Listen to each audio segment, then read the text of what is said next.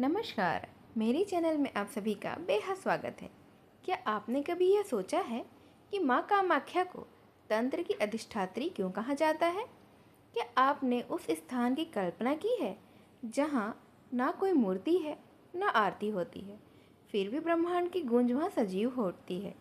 यह मंदिर है माँ कामाख्या का, जहाँ देवी की उपासना नयन नहीं आत्मा से की जाती है, जहाँ सृजन की शक्ति एक शिला के रूप में जागृत है। यहाँ देवी न केवल कृपा देती हैं, बल्कि मर्यादा टूटने पर दंड भी। कभी एक परम भक्त उनकी लीला की मर्यादा लांघ बैठा और देवी के कोप का शिकार बन गया। एक श्राप भी यहीं जन्मा, जो आज तक नर नारायण वंश पर प्रभावी है। कामाख्या केवल एक देवी नहीं, बल्कि इच्छा, ऊर्जा और चेतना का स्रोत है। यह वह स्थान है जहाँ सती का सबसे गूढ़ अंग गिरा था और वहीं स्थापित हुआ तांत्रिक साधना का सर्वोच्च केंद्र। हजारों साधक, अघोरी और योगी यहाँ आते हैं, मोक्ष, सिद्धि या बस एक झलक के लिए।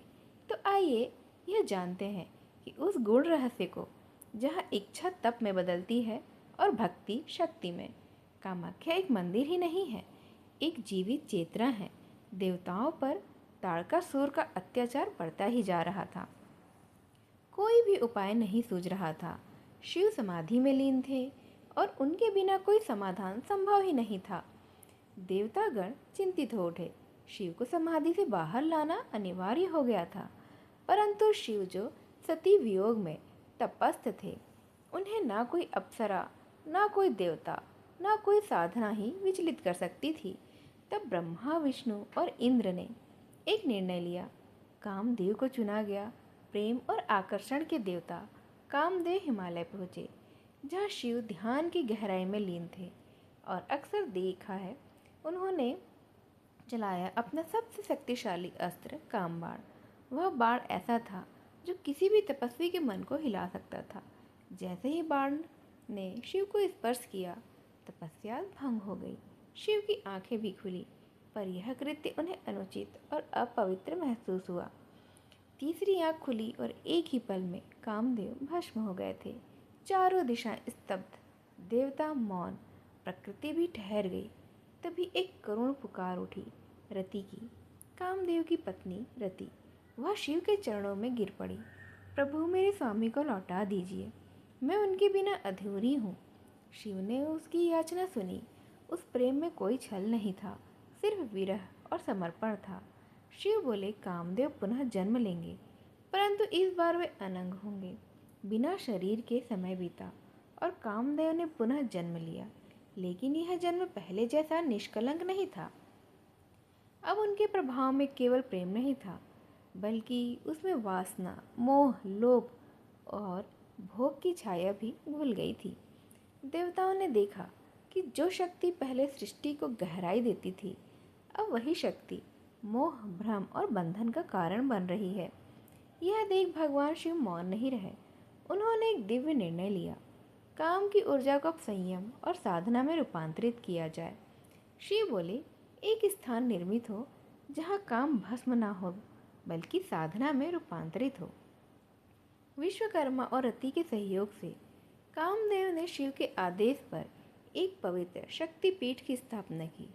कामाख्या, यह तो वही स्थान था जहाँ माता सती का सबसे गूढ़ अंग योनि गिरा हुआ था। नीलांचल पर्वत की छांव में बसी यह भूमि अब केवल एक मंदिर नहीं, बल्कि सृजन, ऊर्जा और तंत्र की प्रयोग भूमि बन गई है।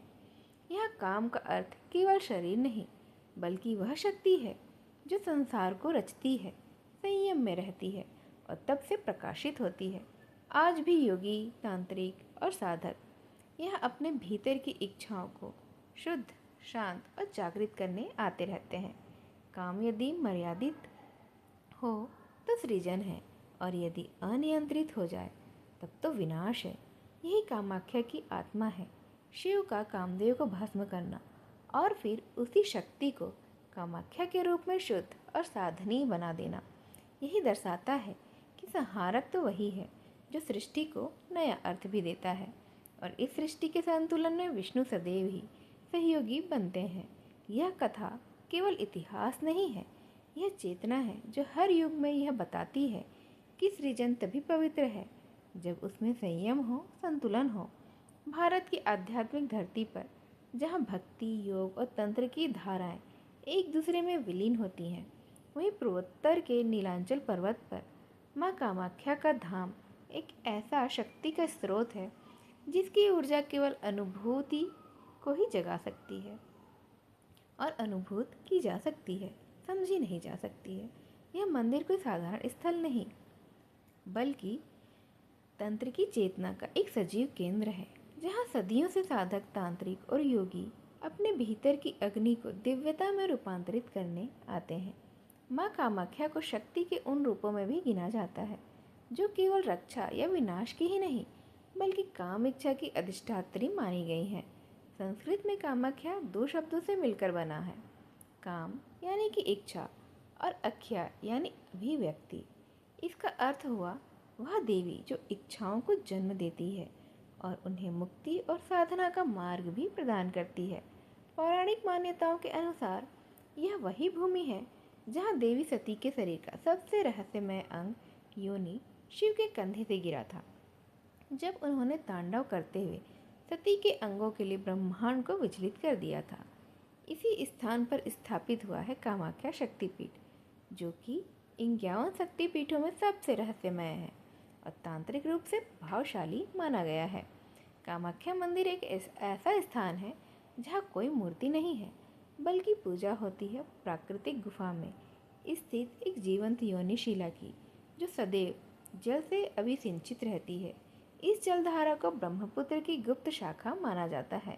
यह शिला सिर्फ पत्थर की नहीं, बल्कि सृजन की जीवित चेतना है, जो इच्छाओं को जन्म देती है और उसे साधना के माध्यम से मुक्ति में रूपांतरित भी कर देती है। तंत्र शास्त्र के अनुसार योनि केवल शरीर का अंग नहीं, बल्कि वह शक्ति है जो सृष्टि की धुरी को जलाती है और जो जन्म देती है और मृत्यु के पार चेतना को पहुंचा देती है।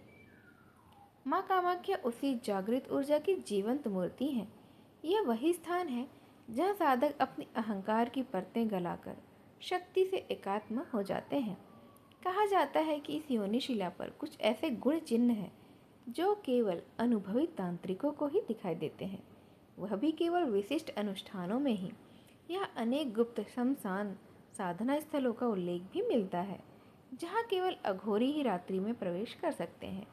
यह साधनाएं अत्यंत ही गोपनीय होती हैं और साधक को जीवन और मृत्यु के पार की अनुभूति भी कराती है। कामाख्या कोई साधारण मंदिर नहीं, यह एक जीवंत शक्ति क्षेत्र है जहाँ भक्ति, श्राप और वरदान की कथाएं आज भी जीवित हैं। इन्हीं में से एक कथा जुड़ी है केंदुकलई, माँ कामाख्या के परम भक्त और तांत्रिक पूजा के संरक्षक से जुड़ी हुई थी। रात्रि में जब मंदिर के कपाट बंद हो जाते, तब माँ नग्न रूप में तांत्रिक नृत्य करती थी। केंदुकलई आंखों पर पट्टी बांधकर स्तुति करते ताकि देवी की मर्यादा बनी रहे। एक दिन एक माँ मृत बच्ची को लेकर आई। उसकी श्रद्धा ने केंदुकलई को माँ से विनती करने को बाध्य किया। उन्होंने बच्ची को योनिशिला पर रखा और गहराई से प्रार्थना की, माँ कृपा करें, इसे जीवन दे दें। जब केंदुकलई ने माँ से बच्ची के जीवन के लिए प्रार्थना की, देवी ने उसकी पुकार सुन ली और कुछ ही क्षणों में वह मृत बालिका फिर से चेतना में आ चुकी थी। यह चमत्कार नगर भर में फैल गया और राजा नरनारायण तक भी पहुंच गया। राजा ने माँ कामाख्या के चमत्कार से प्रभावित होकर स्वयं उनके दिव्य रूप के दर्शन करने की जिद ठान ली। कहा गया कि देवी रात्रि में ही प्रकट होती हैं। तब पुजारी आंखों पर पट्टी बांधकर पूजा करते हैं, परंतु राजा ने बेहद दबाव बनाया। केंदुकलई ने भारी मन से अनुमति दी, पर शर्त रख दी कि दर्शन गुप्त रूप से होंगे। मंदिर के गर्भगृह में एक छोटा सा छिद्र बनाया गया। केंदुकलई ने जैसे स्तुति आरंभ की, माँ कामाख्या प्रकट हुई, वह भी नग्न रूप में नृत्य करती हुई, जो ब्रह्मांडीय ऊर्जा का प्रतीक था। पर देवी को तुरंत ही आभास हुआ कि कोई उन्हें छुपकर देख रहा है। मर्यादा टूटी थी, क्रोध से अग्नि की लपट उठी और राजा नरनारायण वहीं के वहीं भस्म हो गए। देवी ने केंदुकलई को भी दोषी पाया। उनकी सहमति थी इस मर्यादा भंग में और वह सम्मिलित थे इस पूरे कृत्य पे। कुछ ही परंपराओं में कहा गया है कि उनका सिर काटा गया, तक कुछ ने उन्हें शापित मूर्ति में बदलने का वर्णन किया है। माँ ने श्राप दिया, नर नारायण वंश का कोई भी पुरुष इस भूमि पर पग नहीं रखेगा। और आज भी इस वंश के लोग आंखों पर पट्टी या छत्र के साथ वहाँ से गुजरते हैं। यह कथा केवल दंड की ही नहीं, श्रद्धा, मर्यादा और आत्मचेतना की भी गाथा है। कामाख्या वह शक्ति है जो प्रेम, भक्ति और संयम की कसौटी पर हमें परखती है। अगर हाँ तो अपने विचार हमें नीचे कमेंट बॉक्स में लिखकर बताइएगा कि आपका इस कहानी को लेकर किस तरह का विचार है। इन बातों को लेकर आप क्या सोचते हैं? यह दिव्य कथा ने आपके मन में किस प्रकार का अनुभव पैदा किया है? क्या कामाख्या देवी का मंदिर कोई साधारण स्थल है या नहीं? क्या यह जीवित चेतना है? क्या आप कभी गए हैं और कुछ ऐसा आपने वहाँ महसूस किया है? यह हर परंपरा के हर मंत्र के पीछे एक रहस्य छिपा होता है। कुछ कथाएं कही जाती हैं, कुछ दंत कथाओं में प्रचलित हो जाती हैं, कुछ का स्वरूप भी बदल जाता है। अभी इस संसार में कई कथाएं तो छिपी भी हुई हैं। यह तो बस शुरुआत है। जैसे ही आपका स्नेह और समर्थन मिलता है, हम कुछ और ही ऐसी रहस्य रोमांचकारी कथाएं जो किंवदंतियाँ भी हैं और जो कुछ सच हैं, ये आपके ऊपर छोड़ते हुए फिर से कहानी ऐसी ही लेकर आएंगे। मेरी इस वीडियो को यहाँ तक ध्यान से सुनने के लिए आप सभी का बेहद धन्यवाद। नमस्कार।